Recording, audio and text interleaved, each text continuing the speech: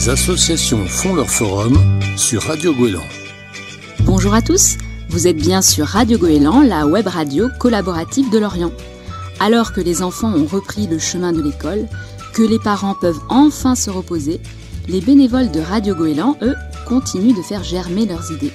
Cette année, le forum des associations n'a pas eu lieu suite aux mesures sanitaires post-Covid. La ville a proposé à la place un forum dématérialisé qui se tiendra jusqu'à la fin du mois, période durant laquelle vous pouvez découvrir les associations du territoire en photo et en vidéo sur le site web de Lorient Asso. Et c'est ainsi que nous avons eu envie de donner la parole aux acteurs associatifs de Lorient et alentours qui préparent cette rentrée si particulière. Mais Dieu sait qu'on l'attendait. Après avoir été privé de loisirs en 2020, on va enfin pouvoir se remettre à la danse, au tricot et pourquoi pas s'essayer au théâtre dans la compagnie du Funambule.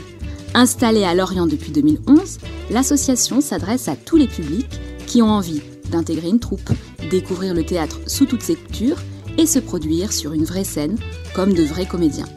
Raphaël Salama, notre invitée du jour, animatrice de la compagnie du Funambule, nous explique tout ça maintenant. Non lucratif, une émission présentée par Pauline. Bonjour Raphaël. Bonjour. Alors vous êtes comédienne et la fondatrice de la compagnie du Funambule qui propose des ateliers de théâtre pour amateurs de 7 à 77 ans. Donc j'imagine que les ateliers que vous animez sont différents des formations de comédiens que vous avez reçues. Mais néanmoins, est-ce que vous pouvez nous expliquer comment se déroulent les ateliers de théâtre à la compagnie du Funambule ? Alors nos ateliers effectivement sont adressés à des amateurs, aussi bien des débutants que des expérimentés. Lors de nos ateliers, on va essayer de leur faire découvrir le théâtre à travers des exercices sous forme ludique qui feront travailler la concentration, l'écoute, l'imagination. La voix, la diction, enfin voilà, toutes ces choses dont on a besoin pour se sentir à l'aise sur scène. Et puis, vers le milieu de l'année, les intervenants proposent un texte qui sera travaillé et joué en fin d'année, par les participants de chaque atelier lors d'un festival, voilà. Le Festinambule, c'est ça ? C'est ça, exactement, le Festinambule.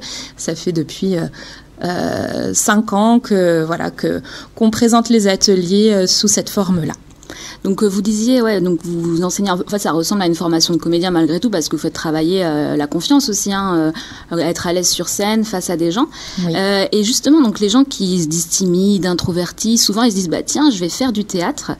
Et est-ce que vous encouragez donc ces personnes à adhérer à l'association ?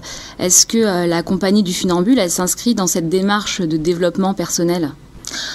Alors, on propose une activité, un loisir qui est le théâtre et ensuite chacun vient pour ses propres raisons. Donc effectivement, ça peut être des gens qui sont intimidés quand ils doivent prendre la parole en public.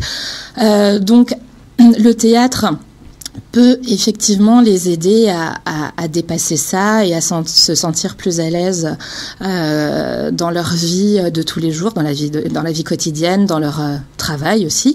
Après, non, on n'est pas du tout dans une démarche thérapeutique. Après, effectivement, si le théâtre les aide à s'en sentir mieux, tant mieux. Mais ça reste vraiment un loisir, une activité où on essaie d'apprendre le théâtre dans une bonne ambiance où chacun se respecte.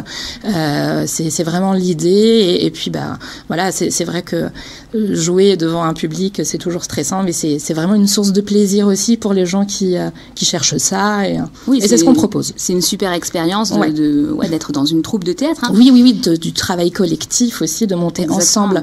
Voilà, c'est vraiment une aventure humaine aussi qui est proposée dans les ateliers. Et d'ailleurs, ça se ressent vraiment lors du Festinambule funambule, là, qui est la valorisation donc, du travail de toute l'année mené avec les adhérents. Donc c'est 2 semaines de spectacle, c'est ça? Alors jusqu'à présent, oui, ça s'est étalé sur 2 semaines. En fait, tout dépend des années aussi et du nombre d'ateliers qu'on a. Ça varie, des fois on en a 5, des fois, comme l'an dernier, on en a eu 7. Donc c'est vrai que l'idée après, c'est de les faire jouer plusieurs fois, que chaque groupe puisse jouer plusieurs fois. On a remarqué que c'est toujours très frustrant de jouer qu'une fois, surtout après le travail fourni pendant des mois et des mois. Donc voilà, donc c'est pour ça que ça s'étale dans le temps. Donc les ateliers, les groupes adultes, on essaie de les faire jouer 3 fois, les enfants et ados au moins 2 fois. Donc voilà, donc c'est vraiment 2 semaines intenses. À la fin de l'année? À la fin de l'année, généralement juin, juillet. Ouais, voilà, ça s'étale sur fin juin, début juillet. Donc dans des salles de spectacle qui nous sont prêtées par la ville de Lorient. Et voilà. Quelle salle? Alors jusqu'à présent, on nous a prêté la Balise et le Zénith. Voilà, 2 salles qui sont dans les quartiers de Kervénanec et de Bois-du-Château. Et des quartiers aussi où on travaille en lien avec les maisons de quartier également, où on anime des ateliers théâtre. Voilà, au sein des maisons de quartier et de la maison pour tous de Kervénanec. Et c'est vraiment un beau moment pour clôturer cette année de théâtre. Oui, puis c'est un festival qui est totalement gratuit. Hein. Exactement. Nous, notre priorité, c'est de rendre la culture accessible à tous en faisant venir les spectateurs gratuitement voir les spectacles des intervenants de la compagnie du Funambule. Et puis, on aime bien aussi faire participer d'autres associations comme le CLAC qui vient aussi de temps en temps faire des criers juste avant les spectacles. On avait aussi invité le groupe de percussionnistes de la maison de quartier de Bois-du-Château. Enfin voilà, on essaie vraiment de rendre ce moment aussi bien avec le théâtre qu'avec la musique et autres. Oui, et puis j'imagine aussi que c'est là où les adhérents se rendent vraiment compte qu'ils font partie d'une troupe, puisque tout le monde met la main à la pâte dans l'organisation. Donc c'est important d'avoir le sens de l'engagement quand on adhère au Funambule. Oui, c'est vrai que c'est à plusieurs qu'on arrive à faire des choses vraiment chouettes et puis agréables et où tout le monde s'y retrouve. Donc c'est vrai que on fait appel aux participants des ateliers ou même des bénévoles extérieurs qui veulent soutenir la compagnie. Pour les événements, et puis notamment le Festinambule, où on a besoin de monde pour accueillir les spectateurs, pour organiser le pot d'après-spectacle, faire la com de l'événement, etc. Enfin, il y a plein de petites choses à faire pour rendre ce Festinambule sympa. Bon, le temps passe très très vite. J'ai une petite question, c'est l'heure de la question Covid. Est-ce que le masque de la Commedia dell'arte est compatible avec un masque chirurgical? Autrement dit, comment vous avez adapté vos ateliers aux nouvelles mesures sanitaires? Alors du coup, nous, on s'adapte aux mesures sanitaires des lieux qui nous accueillent. Donc la plupart de nos ateliers se passent à la Maison des Associations, la Cité Allende, à Lorient. Et donc le port du masque n'est pas obligatoire lors des activités artistiques et culturelles, à condition qu'il y ait 1 mètre de distance entre les participants. Voilà. Après, le port du masque, mine de rien, est quand même un bon moyen de faire travailler la diction, la voix. Ça nous oblige à se dépasser, étant donné qu'on a un voile devant le visage. Du coup, ça peut être un très bon exercice pour ceux qui ont du mal à sortir leur voix. Donc, il faut le prendre comme tel. Il faut s'adapter. Mais voilà, dans les ateliers, il y a des moments où les participants auront le masque, d'autres pas. Tout dépend de la distance lors des exercices, du jeu, etc.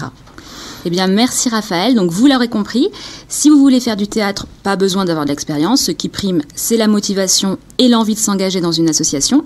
Alors, il reste encore de la place pour les inscriptions des groupes adultes. Oui, c'est ça. Qui se déroulent les lundis, mardis et mercredi soir. Ouais. Donc c'est le moment de tenter sa chance et d'oser monter de sur franchir le pas. Ouais. Exactement. Alors la rentrée de la compagnie du Funambule, c'est la semaine du 5 octobre à la Cité Allende, mais le week-end juste avant, c'est le Festinambule 2020, celui qui n'a pas pu se dérouler cet été. Voilà, exactement. On l'a reporté en octobre. On a pu organiser des stages avec nos anciens, avec les adhérents de la saison 2019-2020. Et du coup, il y a 3 spectacles qui vont être présentés lors du Festinambule.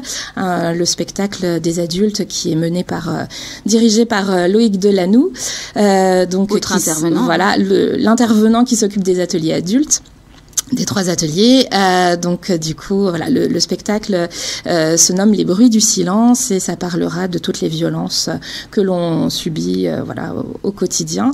Et puis ensuite, les ados et puis les enfants joueront également des spectacles, des petits formats puisque on a manqué de temps aussi. Donc, mais voilà, on est quand même content de pouvoir redémarrer et puis avoir tenu nos engagements aussi par rapport aux adhérents. On vous souhaite en tout cas une belle année et puis on espère aussi avoir l'occasion de vous recevoir pour nous parler de votre Festinambule de l'été prochain. Avec plaisir. Vite fait, avant de se quitter, où est-ce qu'on peut s'inscrire puisqu'il n'y a pas eu le forum de cette année comment on fait pour s'inscrire Eh ben, on nous appelle. Voilà. Il faut aller sur votre sur internet. Site. Alors, on a une page Facebook, la compagnie du Funambule, voilà. Okay. Et puis notre site, pareil.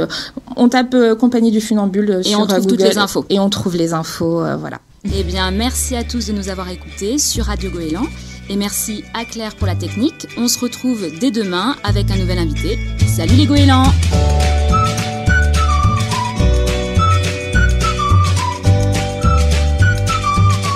Jusqu'à la fin du mois d'octobre, Radio Goéland mobilise ses équipes pour présenter les associations du Pays de Lorient. Pour venir parler à notre micro, contactez directement la radio par mail contact@radiogoéland.fr ou sur notre page Facebook.